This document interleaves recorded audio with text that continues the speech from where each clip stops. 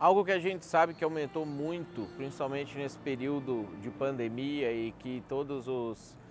cientistas e especialistas que analisam comportamento humano, saúde humana, já têm apontado que vai ser a grande crise do pós-pandemia, são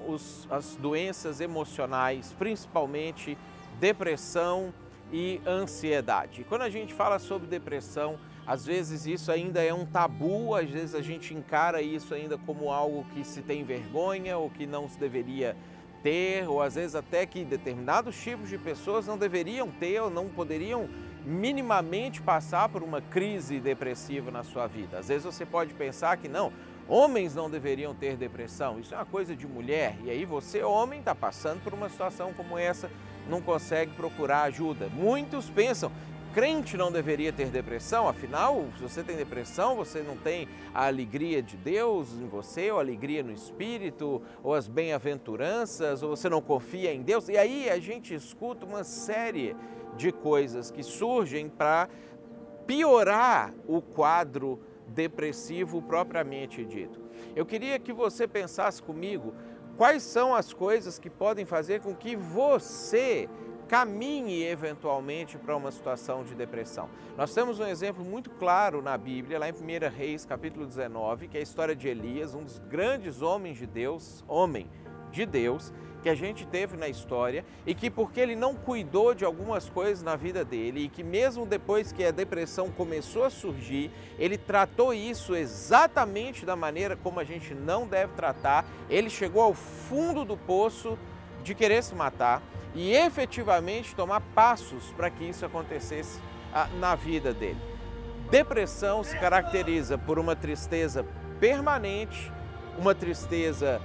que não cessa, uma tristeza que faz com que você comece a olhar para as coisas que naturalmente te trariam alegria e você não tenha desejo nenhum de participar de alguma coisa disso. Caracteriza por isolamento, você começa a se afastar das pessoas, achar que ninguém pode contribuir com você, ninguém vai te entender, ninguém pode te ajudar.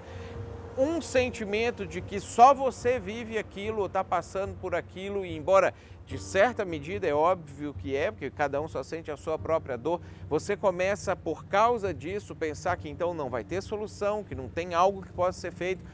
Mas quando a gente olha para a maneira como o próprio Deus trata isso com Elias, a gente observa primeiro que não houve uma repressão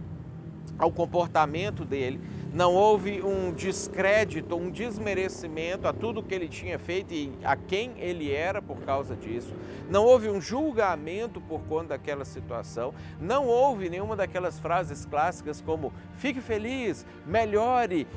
como se isso fosse simplesmente fazer você ficar bem de uma hora para outra, mas também não houve uma condescendência com as coisas que fizeram com que ele chegasse àquele ponto. Alguém que está passando por depressão ou está caminhando para a depressão precisa continuar em contato com a verdade e ter pessoas que falem a verdade de uma maneira que a oriente a não cair profundamente nisso, ou se caiu, sair disso e poder enxergar ou voltar a enxergar a vida como de fato ela é, com coisas ruins, naturais, mas também com coisas boas que também são naturais. Se você está passando por alguma situação assim, você conhece alguém que está passando por alguma situação dessa,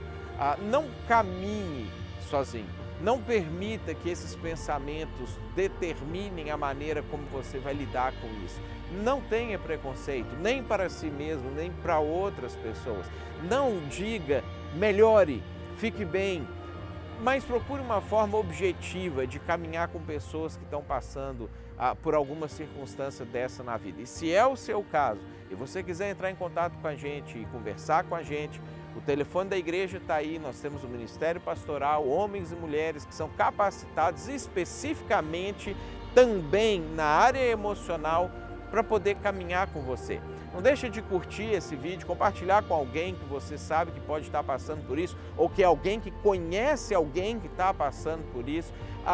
Compartilha o nosso canal, faz o seu comentário sobre como que você talvez tenha enfrentado essa situação de crise, de ansiedade, ou como que você superou uma situação assim. Talvez o seu testemunho, a sua fala pode ajudar outras pessoas também, e continue acompanhando a gente.